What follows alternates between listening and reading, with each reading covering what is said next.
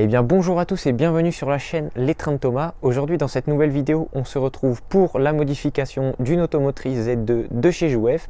Et sans plus attendre, je vous propose de regarder tout cela en images. Allez, c'est parti. L'automotrice Z2 en question, la voici. Elle est fabriquée par la marque Jouef et elle arbore sa livrée d'origine qui est le rouge vermillon, bleu et gris. On distingue bien un liseré jaune en limite de toiture qui matérialise l'espace réservé à la première classe. En ce qui concerne le démontage, c'est relativement simple, il va tout simplement falloir écarter légèrement la caisse du châssis et l'ensemble va se désolidariser facilement.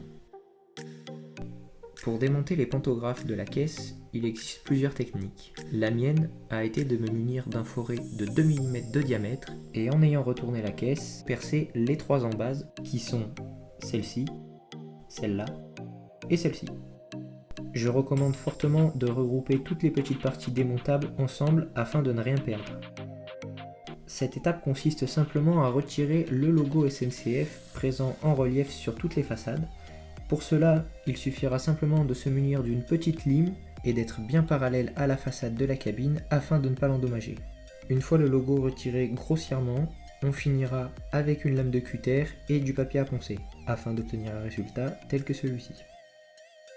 L'étape qui suit consiste à retirer les marquages de la caisse, pour cela toujours fidèle à l'anti-adhésif des laboratoires Gilbert et de coton-tige.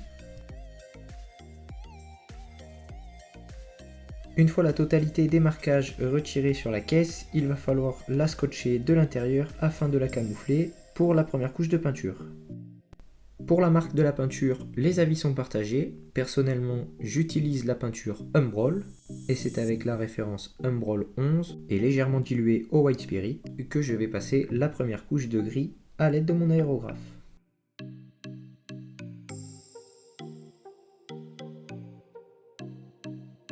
La seconde couche de peinture n'a donc pas été filmée, cependant le procédé est le même que pour la première couche.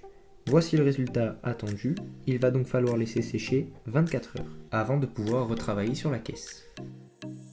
Pour optimiser le temps lié au séchage, j'ai donc décidé à l'aide de la peinture Humbrol référence satin 130 de peindre les vitres des compartiments des toilettes.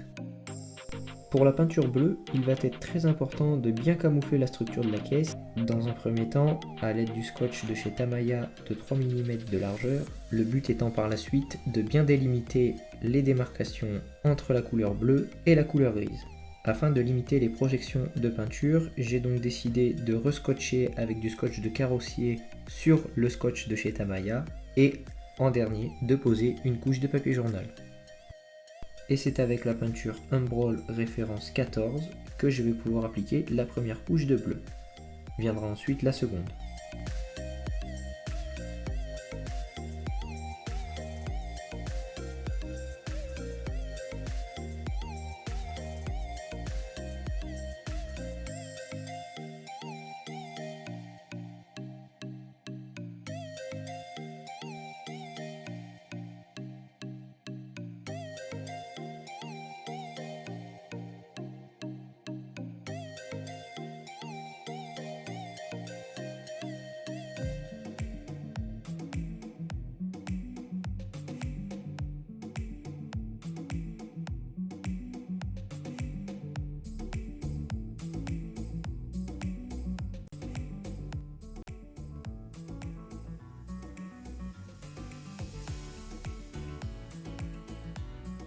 A l'aide du double face, je conseille fortement de scotcher les cabines de façon à ce qu'elles ne bougent pas à cause du souffle de l'aérographe.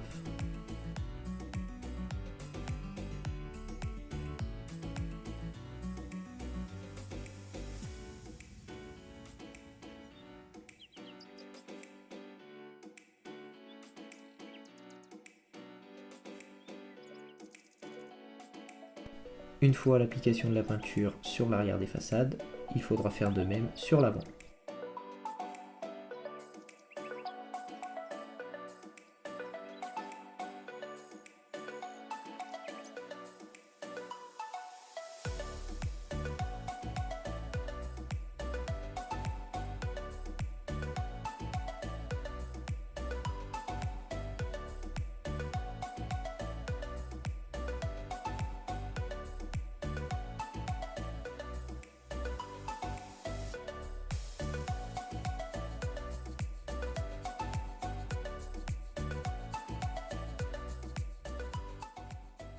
Voilà le résultat attendu.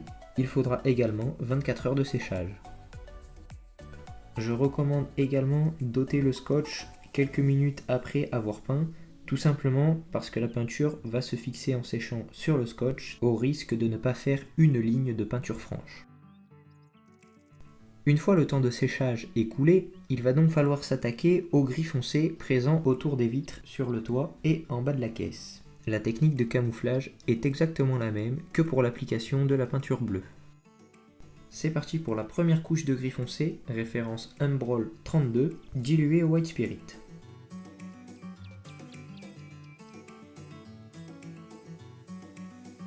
Deux couches de peinture seront également nécessaires. C'est avec la même référence de peinture que va s'effectuer le contour des pare-brises sur les façades des cabines. Il faudra impérativement que le scotch prenne la forme du contour du pare-brise pour un résultat impeccable. Quelques minutes après avoir passé les deux couches de peinture, il est fortement recommandé d'ôter le scotch.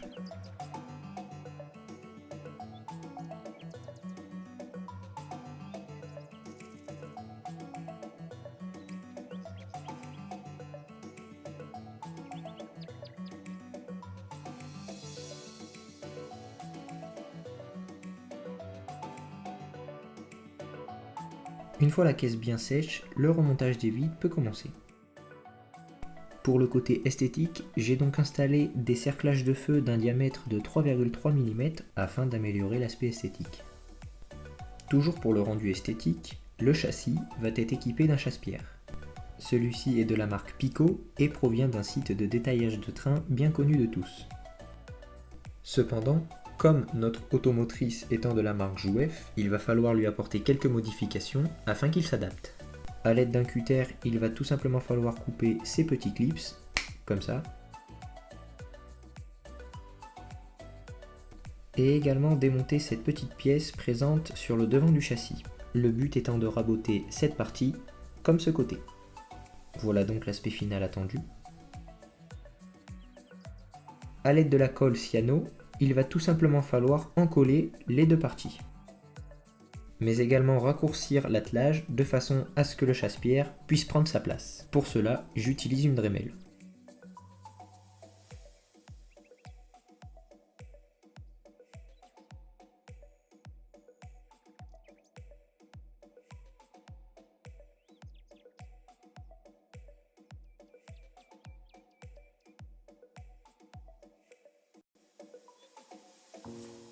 Une fois que l'attelage est raccourci, le chasse-pierre peut prendre sa place définitive, encollé avec de la cyano. Et voilà le rendu final.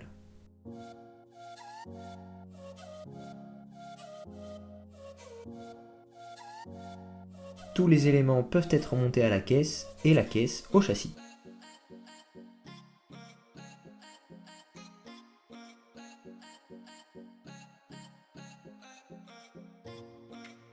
Cette étape tant attendue qui est la pose des décalcomanies arrive à grands pas. Pour la dépose des décalcomanies, je vous renvoie à ma vidéo sur l'Autora X73 en livrée Nouvelle-Aquitaine.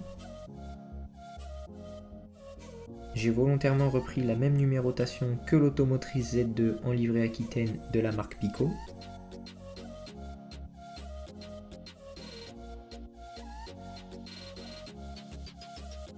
On remarque tout de suite que la pose de la numérotation change totalement l'aspect esthétique.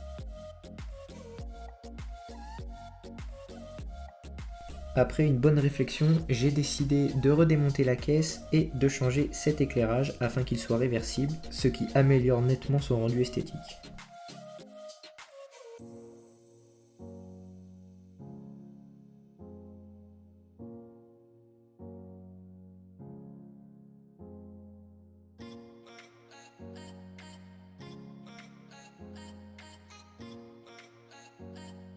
La voilà maintenant terminée. Grâce à cette modernisation, elle va pouvoir intégrer sa nouvelle région. Et bien voilà, cette vidéo est terminée, j'espère qu'elle t'a plu. Si c'est le cas, n'hésite pas à me le faire savoir en commentaire. En attendant, nous on se retrouve sur Instagram au compte Les Trains de Thomas et à l'adresse mail juste ici. Et je vous dis à très vite pour une nouvelle vidéo.